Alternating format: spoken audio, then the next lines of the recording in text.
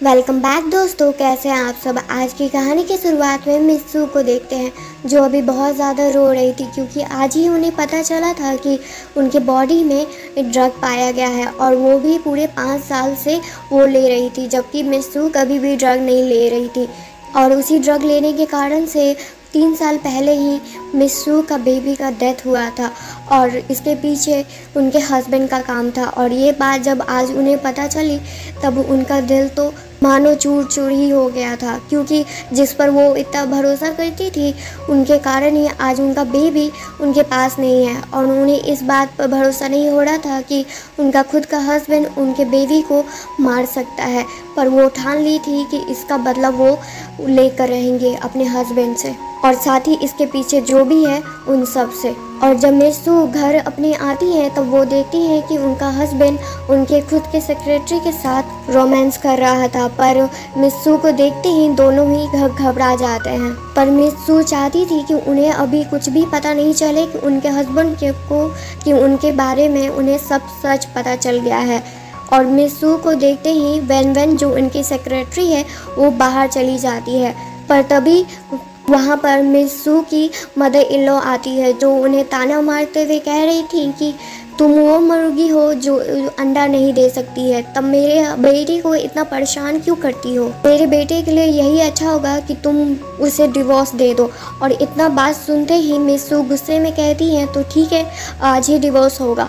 और वो बात सुनते ही मित्सू का हस्बैंड अपनी मदर पर चिल्लाते हुए कहता है कि तुम ऐसी बात क्यों कर रही हो मदर, मैं अपनी वाइफ से बहुत ज़्यादा ही प्यार करता हूँ। जिस पर उसकी मदर उससे कहती है कि ऐसी वाइफ से तुम्हें प्यार करके क्या मिलेगा, तुम्हें आज तक बस ये घर के काम के अलावा कोई भी वैल्यू नहीं दी है ये तुम्हारी सो कॉल्ड वाइफ। पर ये सब बात सुनकर बस मित्सू को अपने पास्ट का याद आता है, जहाँ पर जब उसका मिसकैरेज हुआ था तब उसकी मदर इन लॉ तुरंत उसके डिवोर्स के पीछे पड़ गई थी, क्योंकि वो उसके बाद दोबारा माँ नहीं बन सकती थी और उसकी मदर बिल्कुल नहीं चाहती थी कि मित्सू जैसी लड़की उनके बेटे के साथ रहे। पर चैन अपनी वाइफ को डिवोर्स नहीं देना चाहता था क्योंकि उसके पीछे उसका बहुत बड़ा मोटिव था, पर इसके बारे में मित्सू अच्छे से जानती थी और वो अभी बस सबूत इकट्ठा कर रही थी जिससे ये माँ बेटे को दोनों को जेल हो सके या उससे पहले वो उन्हें खुद सबक सिखाएगी।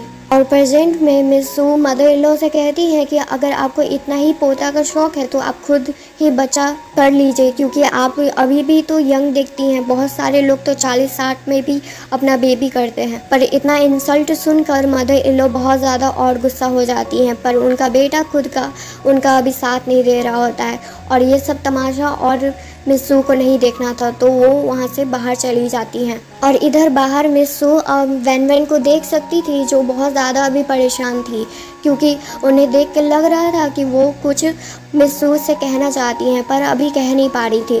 और जब गाड़ी के अंदर वेन उनसे पूछती है कि आपको कुछ कहना है मुझसे, तब मित्सू उससे पूछती है कि तुम्हारे लिए मैं कैसी हूँ, क्या मैंने तुम्हारे साथ कभी कुछ बुरा किया है। जिस पर वेन कहती है कि नहीं मित्सू, आप मेरे लिए हमेशा अच्छे से सब कुछ करते आई है, मेरे लिए आप बेस्ट पर्सन हैं। और जैसे ही वेन उन्हें पूरा सच बताने वाली थी तभी वहाँ पर चैन आ जाता है लंच बॉक्स लेकर और एक केयरिंग हस्बैंड की तरह एक्टिंग करते हुए अपनी वाइफ से बात कर रहा था, पर साथ ही अपनी नज़रों से वेन को धमकी दे रहा था कि अगर कुछ उसे बताया तो तुम्हारे लिए अच्छा नहीं होगा।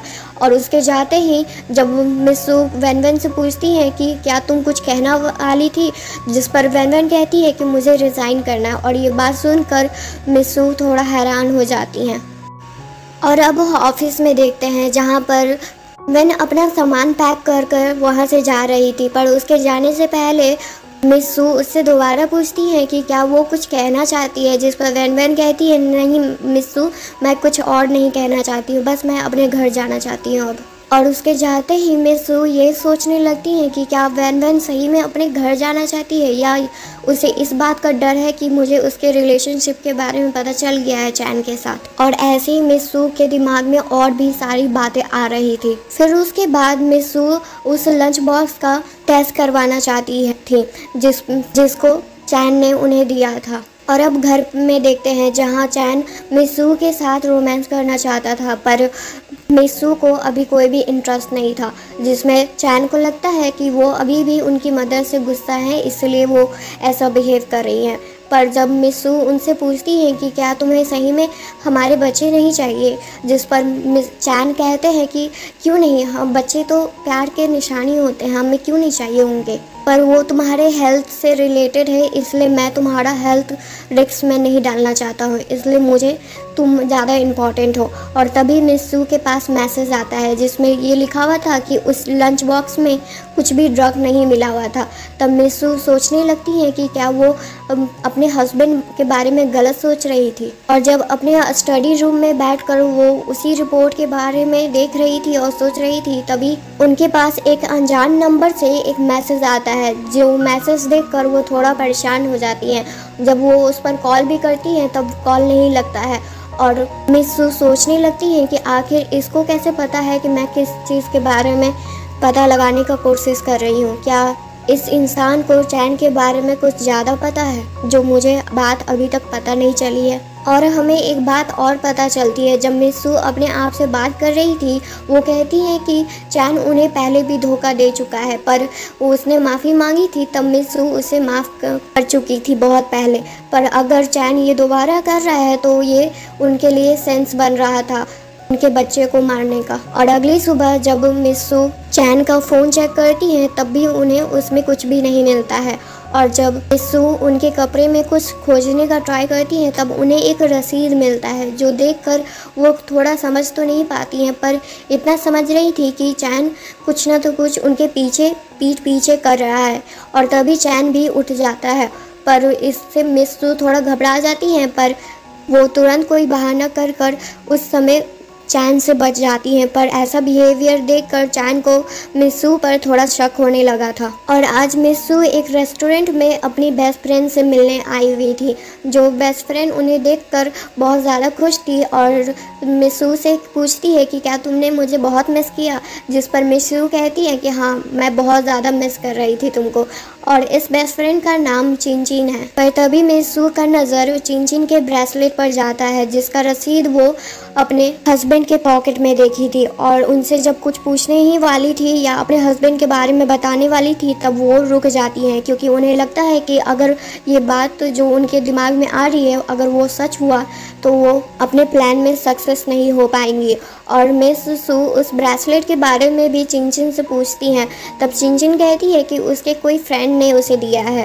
अभी मिसू खिड़की से बाहर देखती है कि कोई वैन को बुली कर रहा है और ये देखते ही मिसू अपनी दोस्त को बाय बोलकर वहाँ से चली जाती हैं। और बाहर देखते हैं मिस अपने बॉयफ्रेंड से लड़ रही होती है। उसका बॉयफ्रेंड ज़बरदस्ती उसे कहीं ले जा रहा था, पर वैन उससे कहती है कि मुझे कहीं भी नहीं जाना है तुम्हारे साथ और अब हम साथ नहीं रह सकते हैं। और जो बात सुनकर उसका बॉयफ्रेंड उस पर और ज़्यादा गुस्सा करता है और कहता है कि तुम अपनी बॉस की हस्बैंड के साथ तो टाइम स्पेंड करने लगी हो, तब तुम्हें मेरी ज़रूरत अब नहीं लग रही है, इसलिए तुम मेरे से ब्रेकअप करना चाहती हो। जो बात सुनकर वैन गुस्से से कहती है कि ऐसा कोई भी बात नहीं है जो मैं ऐसा काम करूंगी जिससे मुझे शेम फील हो, और मैंने ऐसा आज तक कुछ भी नहीं किया है। पर उसके बॉयफ्रेंड को उस पर जरा सा भी बिलीव नहीं हो रहा था और वैन को मारते हुए कहता है कि तुम जैसी लड़की किसी के साथ रहने लायक नहीं हो। पर तभी वहाँ पर मिसू आ जाती हैं और वैन को बचा लेती हैं उस घटिया बॉयफ्रेंड से। और उसका बॉयफ्रेंड मिसू को देखते हुए कहता है कि तुम हो कौन जो मुझे ये सब काम करने से रोक रही हो, जिस पर मिसू कहती है कि मैं वैन की बॉस हूँ। तो ये बात सुनकर उसका बॉयफ्रेंड कहता है ओ तो वो तुम ही हो जिसके हस्बैंड के साथ इसका टाइम स्पेंड हो रहा है। और ये बात सुनते ही वैन मिसू से रोते हुए कहती है कि ऐसा कोई भी बात नहीं है मिसू, ये इंसान झूठ बोल रहा है, मैं ऐसा काम कभी भी नहीं कर सकती हूँ। पर मिसू अभी उसके बॉयफ्रेंड को धमकी देती है कि आगे से अगर वो दोबारा वैन को हिट किया या उसे मारा तो उसका बाकी का जितना भी लाइफ है वो जेल में बिताएगा, क्योंकि यहाँ पर CCTV कैमरा है। अगर वो नहीं चाहता है कि ऐसा कुछ भी हो तो यहाँ उसके लिए अच्छा यही होगा कि वो यहाँ से तुरंत चला जाए। और उसके बॉयफ्रेंड के जाने के बाद मिसू वैन से बात करना चाहती थी और वैन रोते हुए कहती है कि मैं अपने जॉब से रिज़ाइन नहीं करना चाहती थी मिसू, मेरे जॉब से रिज़ाइन करने के पीछे एक रीज़न है। जिस पर मिसू कहती है कि मुझे पता है तुम और मेरे हस्बैंड रिलेशनशिप में है। जो बात सुनकर वेन उससे कहती है कि ऐसा कोई भी बात नहीं है, आपको मिसअंडरस्टैंडिंग हुआ है। जिस पर मिसू उससे कहती है कि मैंने उस दिन खुद देखा था तुम दोनों को साथ में। जो बात सुनकर वेन उन्हें एक सच बताती है। जब वेन ये कंपनी ज्वाइन की थी, यानी मिसू की कंपनी जब उसने ज्वाइन की थी, तब पहली बार जब उसका हस्बैंड उसे ऑफिस में देखा था तभी से उसे हैरेस कर रहा था और उसके साथ उस समय बदतमीज़ी करने का भी कोशिश किया था। और वो चाहती तो उसी समय उस जॉब से रिज़ाइन कर सकती थी, पर वो जानती थी कि उसके फैमिली ने उसे पढ़ाने और लिखाने में बहुत ज़्यादा ही मेहनत की है और उसके इतने मेहनत करने के बाद ही आज उसे इतने अच्छे कंपनी में, मिसू जैसे कंपनी में उसे अच्छे से जॉब मिली है और वो उस जॉब से रिज़ाइन नहीं करना चाहती थी। इसलिए उतने टाइम से वो हैरेसमेंट उनके हस्बैंड का वो सहते हुए आ रही थी। जो बात सुनकर मिसू को बिल्कुल भी अच्छा नहीं लगता है कि उसके हस्बैंड के कारण से उसकी इतनी अच्छी एम्प्लॉय को वो इतना कुछ सहना पड़ रहा था। मिसू उसे कहती है कि तुम्हें जॉब को छोड़कर जाने की कोई भी ज़रूरत नहीं है, मैं तुम्हें इंसाफ दिला कर रहूँगी, जो भी तुम्हारे साथ हुआ है गलत उसका मैं अच्छे से भरपाई करूँगी। और तभी मिसू उसे उस मैसेज के बारे में पूछती हैं, क्या उन्होंने कोई उन्हें मैसेज किया था। जो बात सुनकर मिस वेन उनसे कहती हैं कि नहीं, मैंने तो कोई भी मैसेज आपको नहीं किया। और इधर घर में आते समय मिसू बस यही सोच रही थी कि अगर वेन नहीं है तो वो इंसान है आखिर कौन। और तभी मिसू मिस लिन से टकरा जाती हैं। मिस लिन मिसू की नेबरहुड थी और साथ ही उनकी कॉलेज की प्रोफेसर भी, और उनसे मिलकर मिसू बहुत ज़्यादा हैप्पी भी थी। तभी मिस लिन उनसे कहती हैं कि तुम्हारे घर में कोई एक लड़की आई है तो शायद अर्ली 20s में है। तो बात सुनकर मिसू को थोड़ा शक होने लगता है और तभी उन्हें पता चलता है कि वो लड़की आखिर हो कौन सकती है।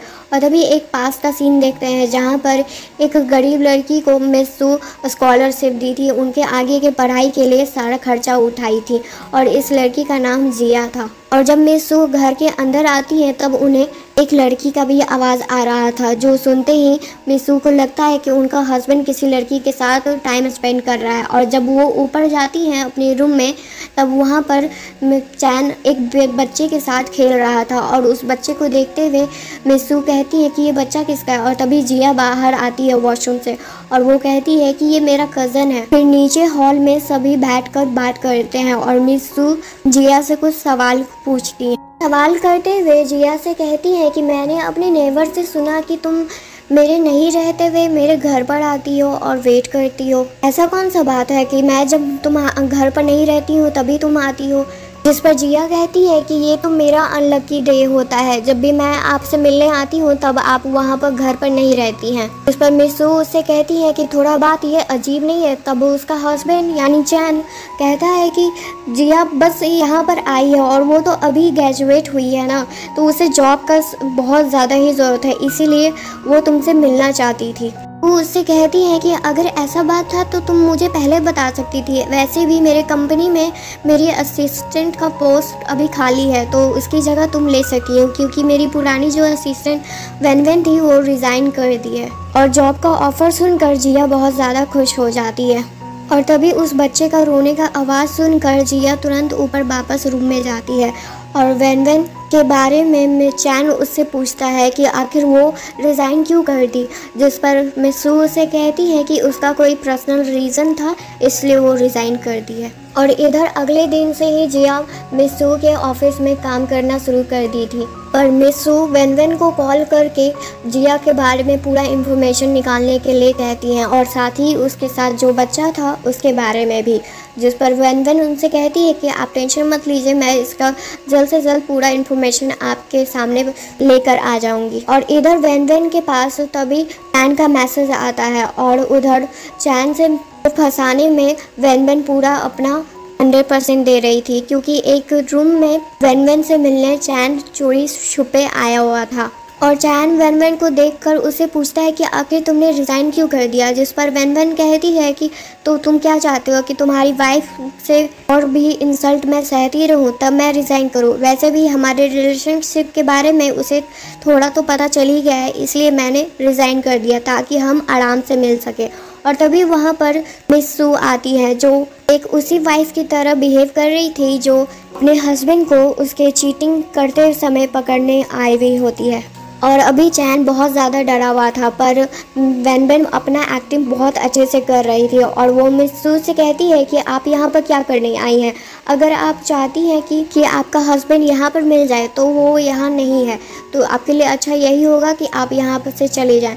जिस पर मिस सू उस पर कहती हैं कि मैं तुम दोनों के अफेयर के बारे में अच्छे से जानती हूँ, तो अपना चालाकी अपने पास ही रखो। मैं जानती हूँ कि वो इंसान यहीं पर कहीं छुपा हुआ है। और मिस सू उसी जगह को चेक करती है जहाँ पर चैन नहीं छुपा हुआ था, क्योंकि वो और वैन तो एक्टिंग कर रहे थे, पर यहाँ चैन का हालत ख़राब हो रहा था और उसे डर लग रहा था कि कहीं उसकी वाइफ उसे पकड़ ना ले। फिर उसके बाद इतना चेकिंग करने के बाद मिस सू वहाँ से चली जाती हैं और उनके जाते ही चैन अब वैन को थैंक यू कहता है उसे बचाने के लिए, और उसकी वाइफ का टेंशन नहीं लेने के लिए कहता है, क्योंकि उसके बारे में वो जल्द ही उसका ठिकाने लगाने वाला है। और अब घर पर देखते हैं जहाँ पर चैन अपनी वाइफ सू के लिए बहुत सारे डिशेस बनाया था, पर मिस सू आते ही चैन से सवाल करने लगती है कि तुम क्या मेरे पीठ पीछे मुझे धोखा देने की कोशिश कर रहे हो। जो बात सुनकर चैन तुरंत माफ़ी मांगते हुए कहता है कि मुझे माफ़ कर दो अगर मैंने कुछ गलती की है जिससे तुम ऑफेंड हो गई हो, पर जो बात तुम कह रही हो मैं वैसा कभी भी तुम्हारे साथ नहीं कर सकता हूँ। मैं तुमसे बहुत प्यार करता हूँ, वो बात तुम अच्छे से जानती हो, पर मुझे लगने लगा है कि मैं शायद तुमसे उतना प्यार नहीं कर पाया हूँ जिसके कारण से मेरी वाइफ आज मुझ पर शक कर रही है। पर मिस सू उसके एक्टिंग से थोड़ा इरिटेट हो रही थी और तभी मिस सू अपने हस्बैंड चैन को बताती है कि वो प्रेग्नेंट है। और ये बात सुनकर चैन तो बहुत ज़्यादा ही हैरान हो जाता है, और ये हैरानी कोई खुशी वाला हैरानी नहीं था। ऐसा लग रहा था कि चैन बहुत समय से जो प्लानिंग कर रहा था कि वो आज फेल हो चुका है। पर मिस सू के पूछने पर क्या वो खुश नहीं है, जिस पर चैन तुरंत रिप्लाई देते हुए कहता है कि वो आखिर खुश क्यों नहीं आया होगा, आखिर फाइनली उनका बेबी आने वाला है इस वर्ल्ड में। पर चैन मिस सू से सवाल करता है कि डॉक्टर ने तो कहा था कि तुम कभी भी अब माँ नहीं बन सकती हो, पर ये सब क्या है। जिस पर मिस सू कहती है कि डॉक्टर बहुत सारे न्यू रिसर्चेस पर काम कर रहे हैं जिसके कारण से आज ये पॉसिबिलिटी है कि मैं आज माँ बनने वाली हूँ। क्या मुझे तो लगता है कि तुम जब मेरे माँ बनने से तुम खुश नहीं हो।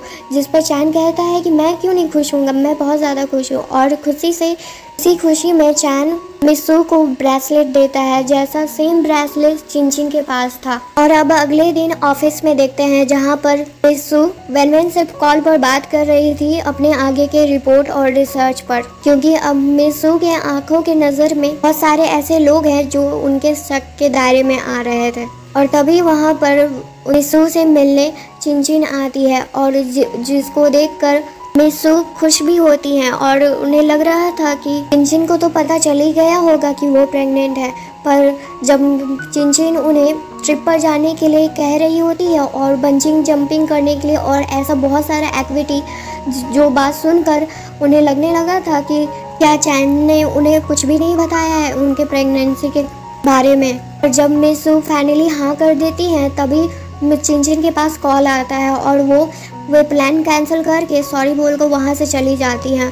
पर जब मिस सू बाहर देखती हैं कि चिंचिन किसी से बात कर रही है तब उन्हें मिसअंडरस्टैंडिंग हो जाता है कि चिंचिन चैन से बात कर रही है। और जब वो देखती है कि चिंचिन का कोई बॉयफ्रेंड है तब वो बहुत ज़्यादा खुश होती है, क्योंकि वो उन्हें अंदर अंदर रिलीफ मिल रहा था कि फाइनली उनकी दोस्त उन्हें कोई बिट्रे नहीं किया, उन्हें धोखा नहीं दिया है। पर चिंचिन माफ़ी मांग रही थी कि ये बात छुपाने के लिए, पर मिस सू उससे कहती है कि उन्हें माफ़ी मांगने की कोई भी ज़रूरत नहीं है, क्योंकि वो बहुत खुश हैं अपने प्यारी सी दोस्त चिंचिन के लिए कि फाइनली वो रिलेशनशिप में आ गई है। और इधर जब ऑफिस के अंदर देखते हैं जहाँ पर जिया बहुत ज़्यादा परेशान होते हुए वहाँ से जा रही होती है, तब मिस सू उससे पूछती है कि क्या प्रॉब्लम है, तुम इस तरह से इतना परेशान क्यों हो।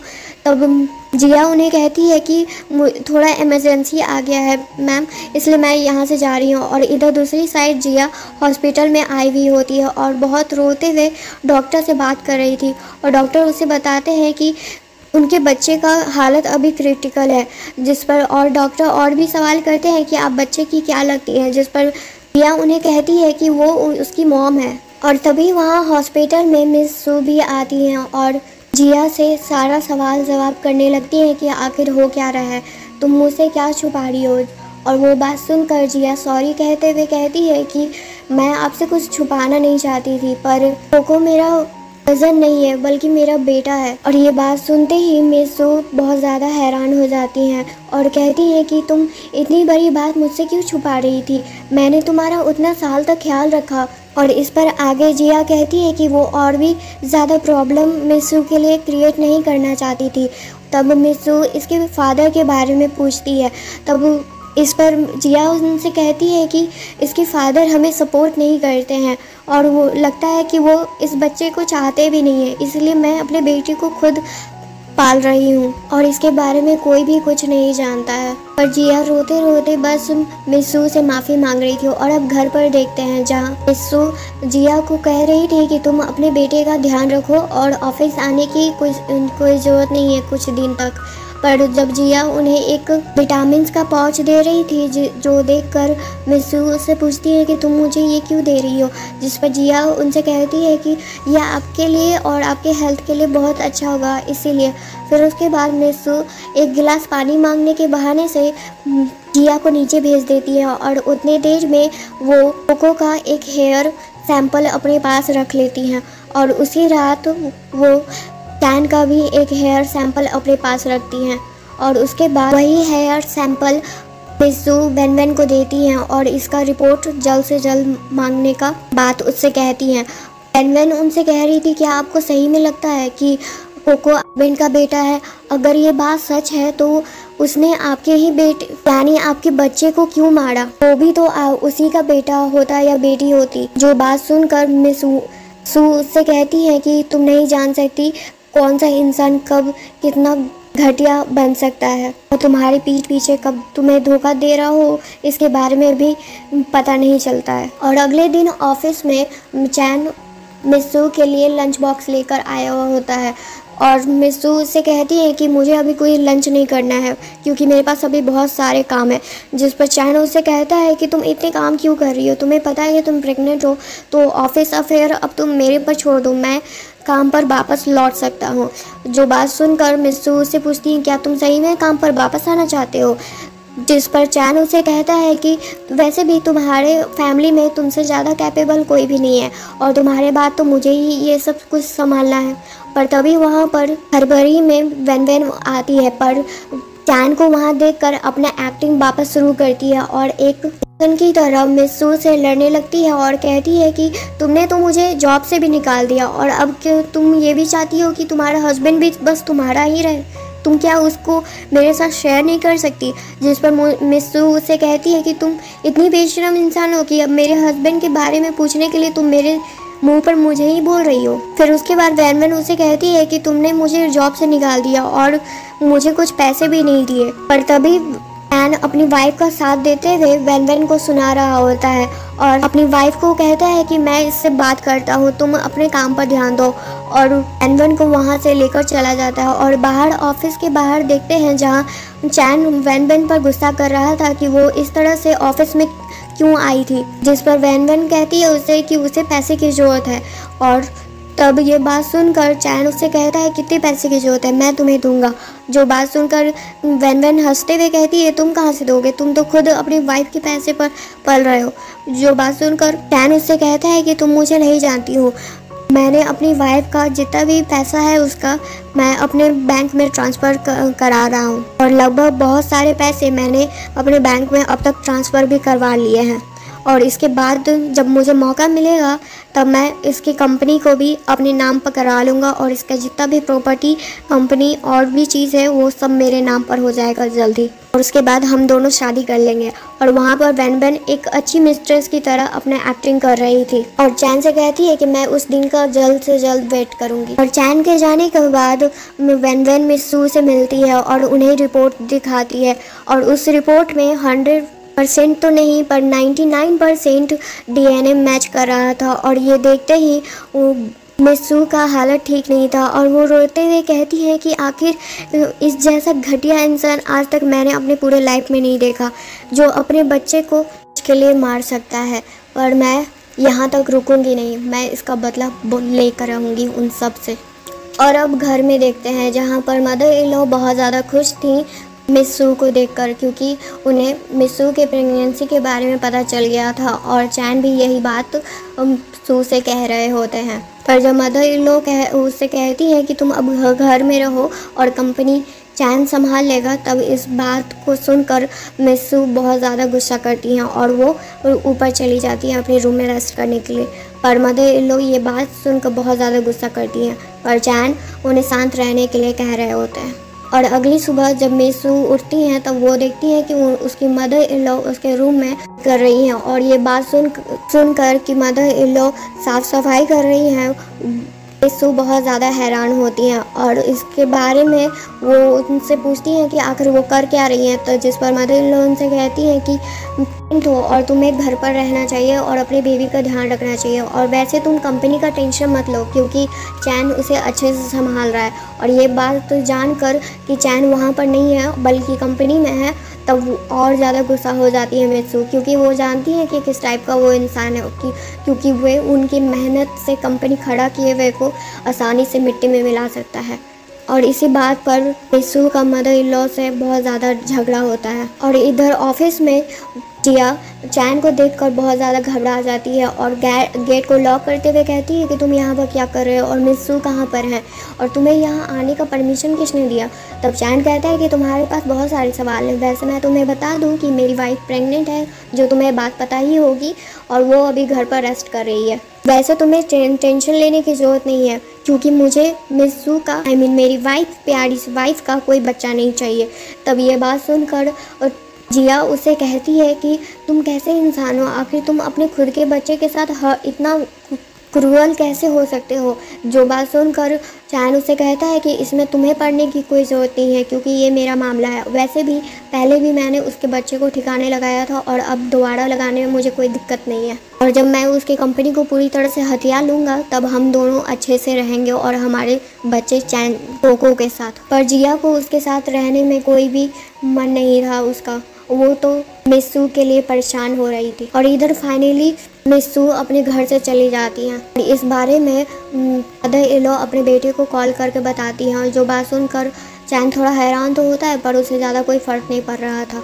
और इधर दूसरी साइड मिस सू वैन को कॉल करती हैं और किसी के बारे में चेक करने के लिए बोल रही थी, और फिर उसके बाद वैन से मिलकर वो अपनी कंपनी के बारे में पता लगा रही थी कि उनके कंपनी में आखिर चल क्या रहा है और कौन सा पैसा कहाँ पर जा रहा है।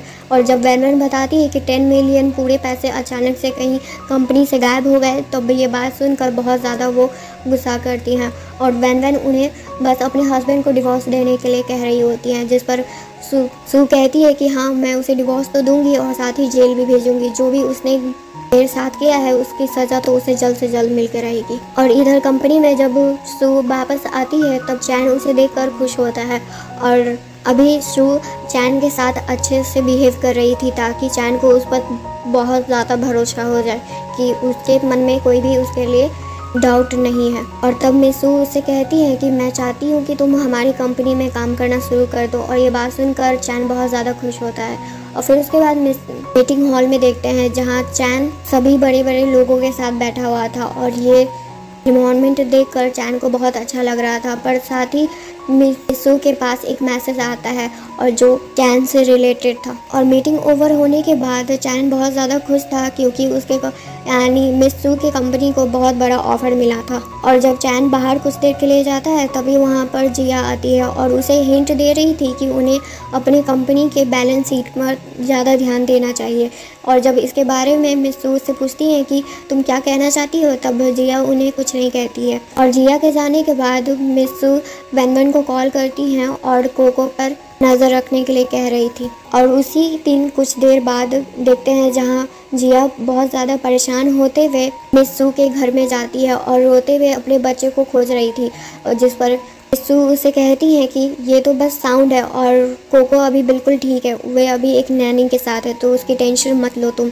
पर मुझे अब पूरा सच जानना है कि आखिर ये सब हो क्या रहा है। अब फाइनली को जिया उन्हें सारा सच बताती है। जब वे अपने ग्रेजुएशन के फर्स्ट ईयर में थी तभी उनके हस्बैंड उनके साथ ज़बरदस्ती नाइट स्पेंड किए थे और उसी की वजह से आज वो कोको की मॉम है। वो उन्हें धोखा नहीं देना चाहती थी, बल्कि बहुत पहले ही उनको सारा सच बताना चाहती थी, पर उसमें इतना हिम्मत नहीं था कि वो कुछ बता पाए। तो बात सुनकर मिसू को जिया के लिए भी बुरा लग रहा था। पास्ट का सीन देखते हैं जहाँ पर जिया को ज़बरदस्ती चैन ड्रिंक पिला रहा था और पैसे के नाम पर उसे पीने के लिए कह रहा था, क्योंकि उसके वाइफ की तरफ से उसे पैसे मिल रहे थे अपने पढ़ाई के लिए। पर चैन ने उस ड्रिंक पे कुछ मिलाया हुआ था और जब जिया उठती है तब वो अपने आप को चैन के बगल में पाती है और ये बात जानकर कि उसने चैन के साथ टाइम स्पेंड किया है उस पर वो बहुत ज़्यादा रो रही थी। पर उस समय चैन उसे चालाकी से उसे फुसलाने का कोशिश कर रहा था और उसे मनाने का, और उससे कहता है कि तुम टेंशन मत लो, मैं तुम्हारा साथ कभी भी नहीं छोड़ूंगा,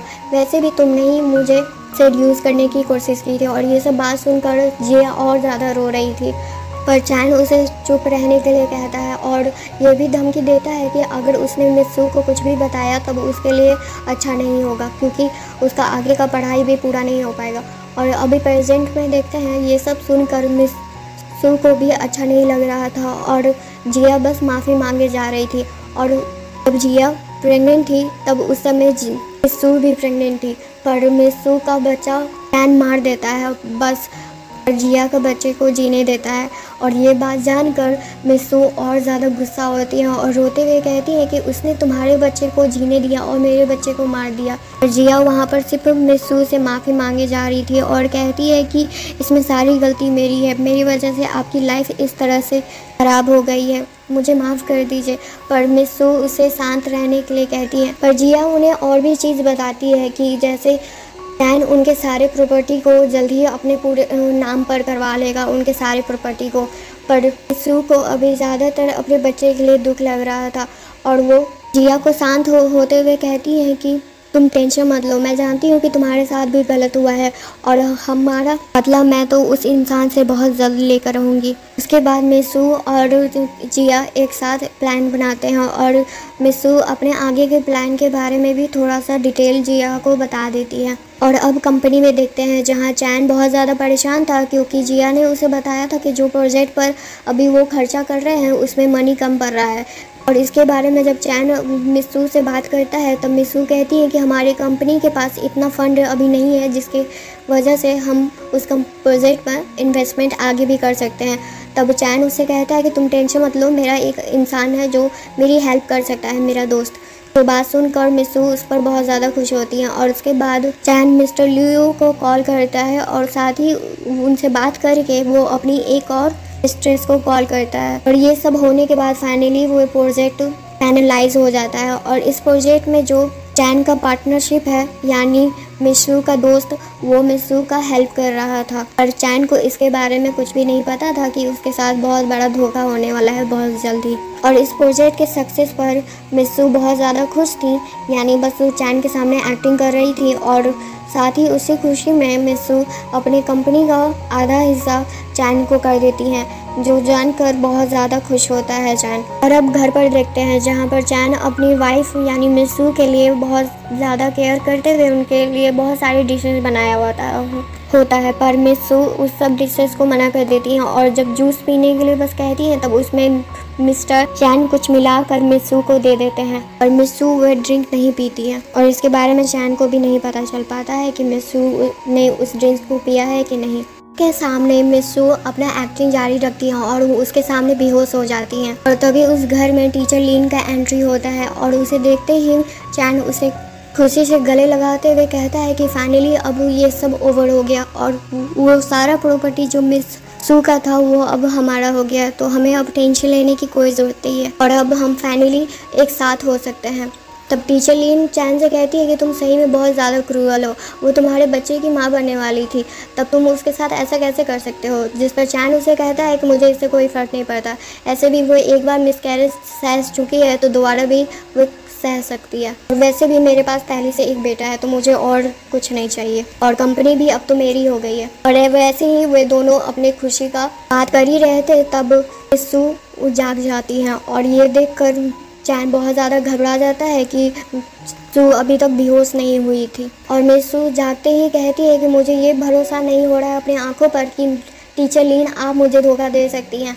तब टीचर लीन उसे कहती है कि तुमने क्या समझ रखा, मैं ओल्ड हो चुकी हूँ तो क्या, मुझे अपना लाइफ एंजॉय करने का शौक़ नहीं है। वैसे भी तुम्हारा हस्बैंड तुमसे कभी प्यार करता ही नहीं था, वो हमेशा तुम्हारे प्रॉपर्टी के लिए तुम्हारे साथ था और हम दोनों एक दूसरे से बहुत ज़्यादा प्यार करते हैं। और इसी पर चैन और मिस सू एक दूसरे से बहुत ज़्यादा लड़ रहे होते हैं। और जब चैन उसे कहता है कि अब तो तुम्हारा कोई भी यूज़ नहीं है मेरे लाइफ में, जिस पर मिस सू उसे कहती है तुम कितने बड़े स्टूपिड इंसान हो, मुझे नहीं लगा था कि तुम इतना सब कुछ करके भी तुम इतने स्टूपिड हो सकते हो।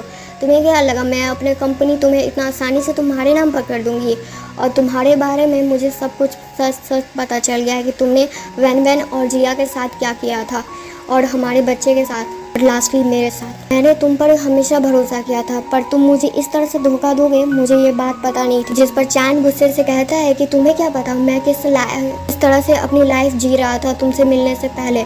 तुमने कभी ये बात मुझे नहीं बताई कि तुम इतने बड़े घर की बेटी हो और तुम इतनी अमीर हो, फिर भी तुमने अपने प्रॉपर्टी में से कुछ भी नहीं दिया जब तक मैंने खुद वो सब तुमसे छीन नहीं लिया। और जब मिस सू वहाँ से जा रही होती हैं तब टीचर लीन उसे कहती है कि तुम अब कहीं भी नहीं जा सकती हो।